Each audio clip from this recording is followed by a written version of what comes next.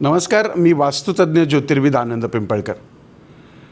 11 मे 2026 रात्री 12:47 मंगळ ग्रह हा मेष राशीमध्ये प्रवेश करतो आहे आणि साधारणपणे याचा जो कालखंड आहे तो 21 जूनपर्यंत त्याचा भ्रमण कालावधी राहणार आहे. मंगळ म्हटलं की आपण युद्धाची देवता मानतो.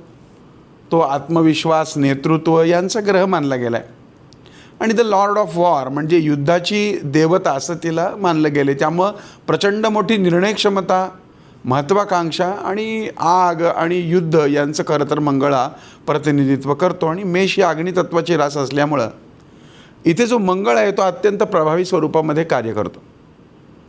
त्यामुळं बऱ्याच मंडळींच्या जीवनामध्ये वेग, धाडसी निर्णय, वेगवेगळ्या गोष्टींना सुरुवात, गाडी घेणं, प्रॉपर्टी घेणं, चांगल्या चांगल्या घटना घडणं, थांबलेली कामं मार्गी लागणं, कोर्ट कचेरीत यश येणं आणि आत्मविश्वास वाढणं या गोष्टी या कालखंडात होऊ शकतात.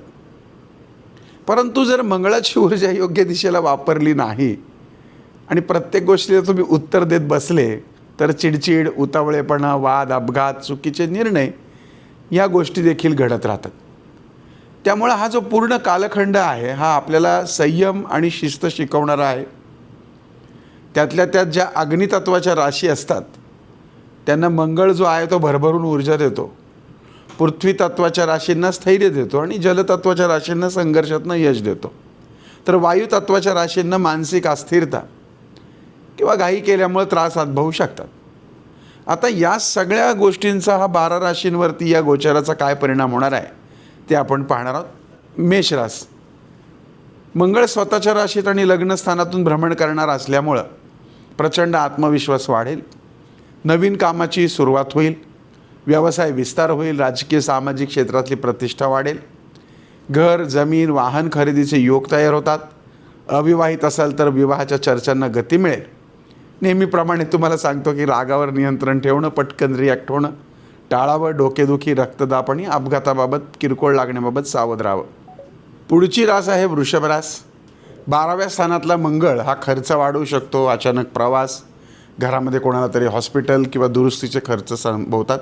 मानसिक ताण वाढू शकतो. परदेशाशी संबंधित कामामध्ये तुम्हाला लाभ मिळेल. अध्यात्म, ध्यान आणि उपासनेकडे मन वळू शकतं. शत्रूंपासून सावध राहणं आवश्यक आहे. अर्थात गुप्त शत्रू तुम्हाला खूप आहेत त्यामुळे त्याचा त्रास तुम्हाला होऊ शकतो. मिथुन राशीला या शनी महाराजांचा काय परिणाम होईल पाहूयात. लाभस्थानातला मंगळ हा नवीन ओळखी वाढवेल, मित्रपरिवार वाढवेल, आर्थिक संधी वाढवेल. व्यवसायातले नवीन करार फायदेशीर ठरू शकतात. सोशल मीडिया, मार्केटिंग किंवा कम्युनिकेशन क्षेत्रातल्या व्यक्तींना विशेष लाभ निर्माण होईल. तुम्हाला मोठं लक्ष तुमच्या कामाधंद्यात, नोकरीत प्राप्त करायचं असेल तर ते गाठण्याची प्रेरणासुद्धा तुम्हाला यात मिळणार आहे. पुढची रास आहे कर्क रास. कर्क राशीला 10व्या स्थानातला मंगळ हा करिअरसाठी प्रभावी काळ निर्माण करतो. कामाधंद्यामध्ये बढती, वरिष्ठांची मर्जी मिळणं, नवीन जबाबदारी मिळणं, बदली, प्रमोशन होणं आहे. त्याचबरोबर स्वतःचा व्यवसाय सुरू करण्याचा विचार करत असाल तर हा काळ तुमच्यासाठी महत्त्वाचा ठरू शकतो. वडीलधाऱ्या व्यक्तींशी या कालखंडामध्ये बऱ्यापैकी मतभेद होतील. त्यामुळं वैचारिकदृष्ट्या थोडं शांत राहा.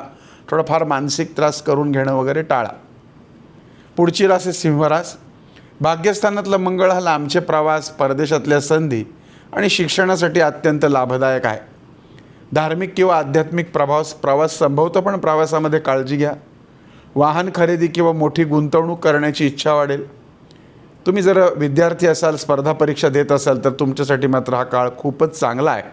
त्यामुळे जोरदार तयारीला लागा आणि मोठे अधिकारी होऊन मला लवकरच पेढा पाठवा. पुढची रास आहे कन्या रास. 8व्या स्थानातला मंगळ अचानक वेगवेगळे बदल घडवू शकतो. गूढविद्या, संशोधन, मेडिकल किंवा वेगळ्या क्षेत्रात वेगळे लाभ तो तुम्हाला देऊ शकतो. अडकलेले पैसे मिळू शकतात. काही मोठी कामं जर मार्गी लागायची राहून गेली असतील तर ती या काळामध्ये लागायला सुरुवात होईल. आरोग्याची मात्र काळजी घ्या. घशाचे त्रास होऊ शकतात. शक्य तेवढे वादविवाद टाळा. स्वभावामधला किरकिरापणा जो आहे तो दूर करा. तुळ रास. 7म स्थानातला मंगळ वैवाहिक आणि कामधंद्याच्या भागीदारीमध्ये बदल घडवू शकतो. जोडीदारासोबत वेळ घालवणं आवश्यक राहील. व्यवसाय भागीदारीमध्ये नवीन काही करायचं असेल तर त्याच्यात फायदा होईल. पण अहंकारामुळं किंवा मलाच सगळं कळतं यामुळं मतभेद टाळा. अविवाहित मंडळींचे विवाह ठरण्याचे योगही या पुढच्या कालखंडामध्ये दिसतात. तसंच घाई आणि मलाच सगळं कळतं ही भावना नसावी. वृश्चिक रास, 6व्या स्थानातला मंगळ हा शत्रूंवर विजय देणारा ठरू शकतो. तुम्ही जर स्पर्धा परीक्षा देत असाल तर नक्की यश आहे. नोकरीसाठी प्रयत्न करत असाल तर नक्की यश आहे. आरोग्य सुधारण्याच्या दृष्टिकोनातून प्रयत्न करत असाल तर त्यालाही यश आहे. कर्ज कमी होण्यासाठी अत्यंत चांगला काळ आहे. तुमच्या मेहनतीला अतिशय चांगलं फळ मिळणार आहे आणि तुमच्या मनासारख्या बऱ्याच घटना घडतील. प्रॉपर्टी गाडी खरेदीचे योग आहेत. धनुरास, पंचम स्थानामध्ये मंगळ हा प्रेमसंबंध, संतती आणि शिक्षण क्षेत्रासाठी अनुकूल आहे. कला, अभिनय, स्पोर्ट्स किंवा क्रिएटिव्ह क्षेत्रात संधी मिळेल. विवाहासाठी तुम्ही इच्छुक असाल तर चांगले प्रस्ताव येऊ शकतात. शेअर मार्केटच्या बाबतीत मात्र अतिशय घाईने निर्णय घेऊ नका. कोणीही तुम्हाला कुठे जर काही पैसे गुंतवायला सांगितलं तर त्याची मात्र खबरदारी घ्या. मकर रास, चतुर्थानातला मंगळ हा घर, वाहन आणि मालमत्तेच्या बाबतीतल्या हालचाली वाढवेल. वास्तू खरेदी करणं, नूतनीकरण करणं किंवा स्थलांतर करायचं असेल तर अतिशय चांगला काळ आहे. आपल्याला आपल्या आईच्या आरोग्याची काळजी घ्यावी लागेल. घरगुती वातावरणामध्ये कारण नसताना थोडे तणाव निर्माण होऊ शकतात. एकंदरीत 7:30 वगैरे काही नाही, त्यामुळे आनंददायक काळ आहे.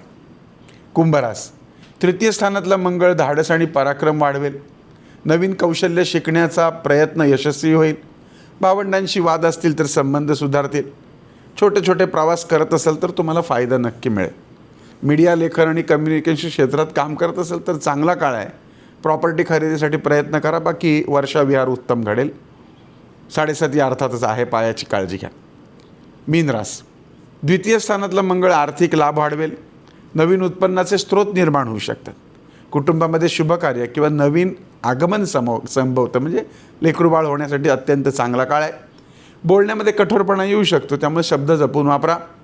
सोनं, मालमत्ता आणि बचतीकडे लक्ष वाढवा. त्याचबरोबर काही वस्तू हरवणं, काही चोरी जाणं याची देखील आपल्याला काळजी घ्यायला हवी. हे होतं 12 राशींचं भविष्य.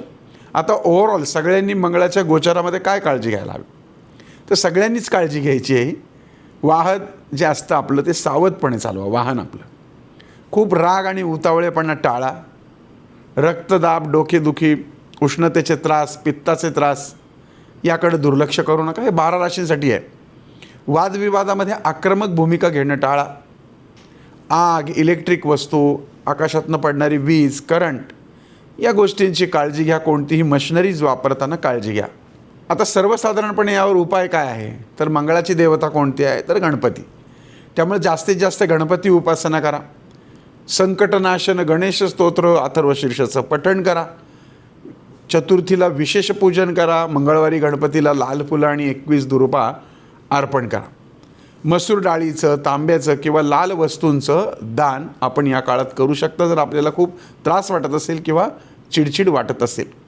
योग्य दिशेने वापरलेली मंगळाची ऊर्जा व्यक्तीला खरं तर संघर्षातनं विजय आणि सामान्य माणसाला नेतृत्वापर्यंत घेऊन जाऊ शकते. त्यामुळे हा काळ फार उद्वेगाचा नसून योग्य कृती आणि धाडसी निर्णयाचा आहे. तुम्हाला हा कार्यक्रम आवडला असेल तर जास्तीत जास्त शेअर करा. पुन्हा भेटूयात पुढच्या माहितीसह. तोपर्यंत तुमच्या आनंद पिंपळकरचा तुम्हाला ओम साईराम. या कार्यक्रमाचे प्रायोजक आहेत मार्कस. बालेवाडीमध्ये 100% वास्तूनुसार 3 BHK घर. अधिक माहितीसाठी आजच आमच्याशी संपर्क करा.